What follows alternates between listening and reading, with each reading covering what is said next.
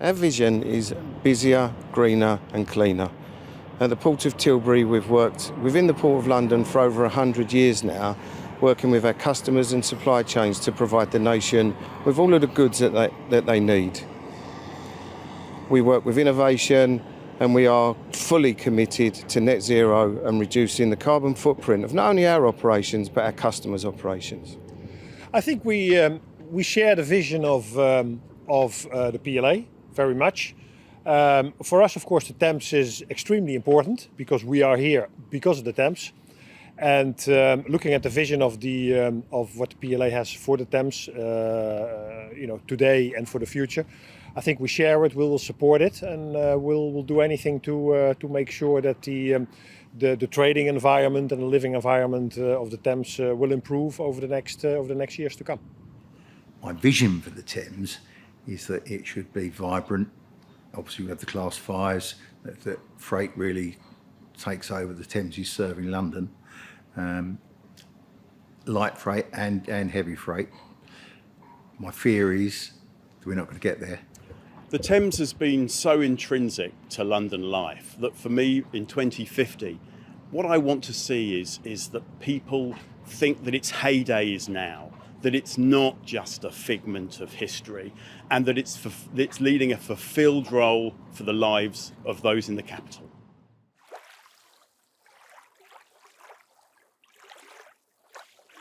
Well, location and proximity is key to our position on the Thames. With London growing and the South East growing, our position in there is key to our success and our growth trajectory. We will further grow in the future with being awarded Freeport status, and we will bring innovation and supply chains closer to the point that they're required. The facility that we are now here in London Gateway is really the gateway of cargo coming into the country and leaving the country. For example, the breakfast that you had this morning, your cereal or your blueberries, have most probably come via our facility in London Gateway. We've invested about £2 billion over the past 10 years, created many jobs, and our intention is to further invest over the next 10 years about £1 billion in the facility and growth for the local community and trade. I see the Thames has to, as a trading hub, it's London Gateway, it's maybe the Freeport. The Freeport, I think, gives some opportunity if it's actually developed properly. The Thames has always been a trading hub since the Romans 2,000 odd years ago. And I think as we move towards a net zero economy with new imports into the country, the Thames' role can grow. It's always been that international gateway, but I think by 2050 it will develop to be, as it is now, the major international gateway for the country.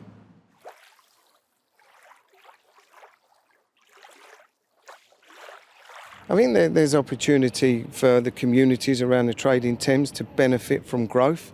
At Forth Ports, we're most certainly committed to long-term benefit of awarding back to communities through job creation, through productivity increases, through high percentage points with regard to the average living wage.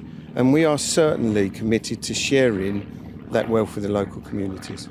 Looking at the trading of the Thames, of course, with London very close to us, it is the huge economic market.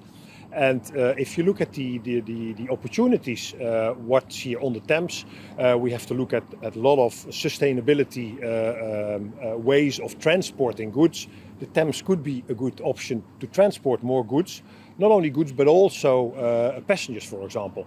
So we do a lot on road, we do a lot on rail, which is a very important development, especially rail, but also the Thames can be much more used in the future for transporting people and goods. The opportunities are to serve London more thoroughly than we do currently. Okay, we serve major projects currently, we serve concrete plants. There's so much more that can be done. To do that, for the heavy freight sector, we need wharves. For the light freight sector, similarly, we need wharves. You've got to be able to do it somewhere. If you're going to do enough of it to make a difference, you must have somewhere to discharge directly onto trucks. People are buying more now on the internet as they've been for the last few years, and those trends are likely to continue into the future. And that means more congestion on London's roads as we are at the moment. What the Thames offers is a sustainable, congestion-free highway from the warehouses and ports in the east, direct to piers, as we're on now, and then by sustainable cargo bike directly to their houses.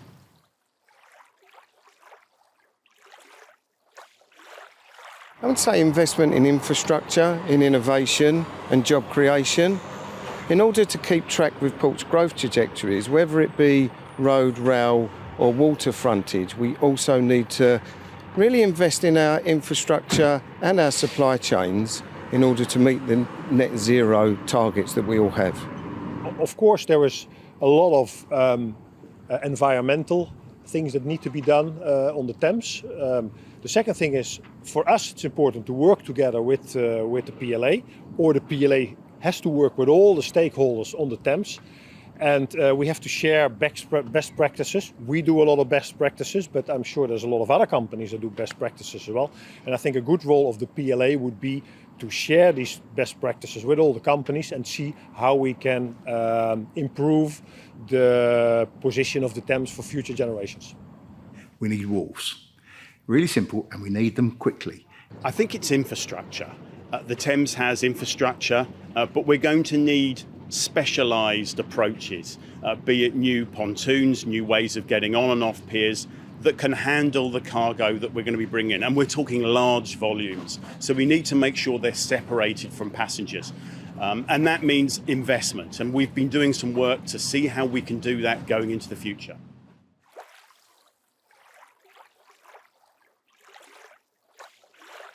Well, low carbon distribution affects decisions by not only our customers but by ourselves in the way we operate.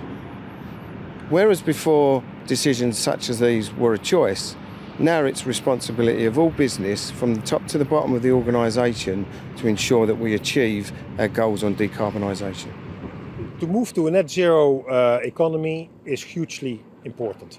So everything what we do as a company, not only in London Gateway but also the other facilities we have in the UK, is all based on moving to that net zero situation. That means electrification, that means building in a sustainable way, that you use renewable energy, that means working on all kind of technologies which basically with the aim to get to a net zero situation. And in that respect we support and we share the vision of the PLA to go the same route. We've reduced our CO2e by 92% already.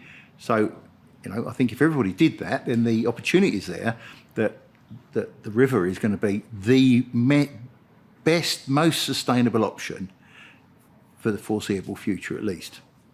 Studies have shown that moving cargo by river uses about half the carbon as it does by road. And therefore there's a natural fit between using the river and moving towards a net zero economy.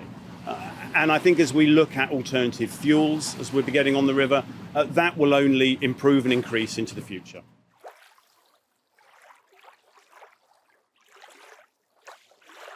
Well, port operators play a key role in achieving reductions in supply chains and efficiencies in supply chains naturally with their customer base. So this is not new to us. This is something that we do constantly, and only by acting together in partnership can we truly achieve the level of reductions that have been set as targets for decarbonisation.